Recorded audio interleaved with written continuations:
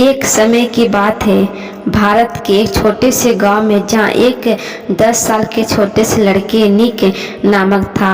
वह अपने माता पिता के एकमात्र बेटे थे।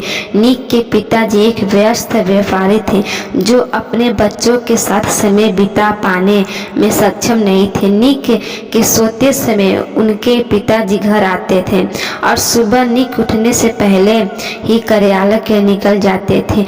निक अपने पिताजी के ध्यान को पाने के लिए तड़प रहा था। वह बाहर जाना और अपने दोस्तों की तरह अपने पिताजी के साथ खेलना चाहता था। एक दिन निक शाम को अपने पिताजी को घर पर देखकर आश्चर्यचकित रह गया। निक ने कहा, पिताजी, आपको घर पर देखकर बहुत आश्चर्य हुआ हूँ।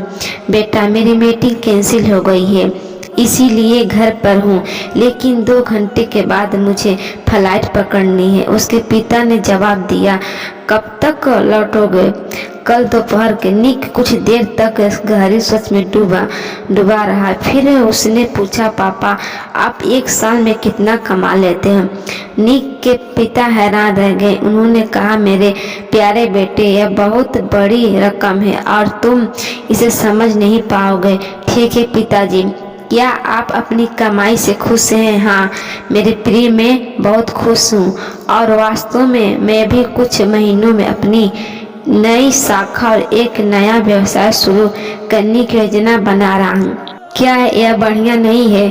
हाँ पिताजी, मुझसे यह सुनकर खुशी हुई है। क्या मैं आपसे एक और प्रश्न पूछ सकता हूँ? हाँ दोस्त पिताजी, क्या आप मुझे बता सकते हैं कि आप एक दिन या आधे दिन में कितना कमाते हैं? निक, तुम यह सवाल क्यों पूछ रहे हो?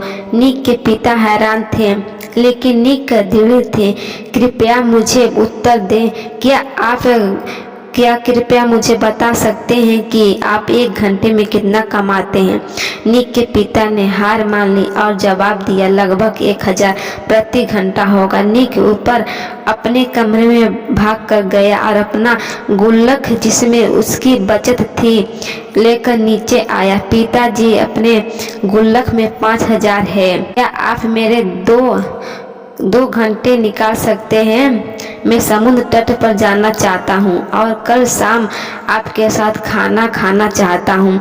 क्या आप कृपया इसे अपने कार्यक्रम में चिह्नित कर सकते हैं? पिता निःशब्द थे। यह कहानी हमें बताती है कि पैसा समय को खरीदने में सक्षम नहीं है और दोनों का अपना अपना महत्व है। एक माता पिता अपने बच्चों को जो सबसे बड़ा उपहार दे सकते हैं वह है समय। पैसे से कुछ नहीं खरीदा जा सकता।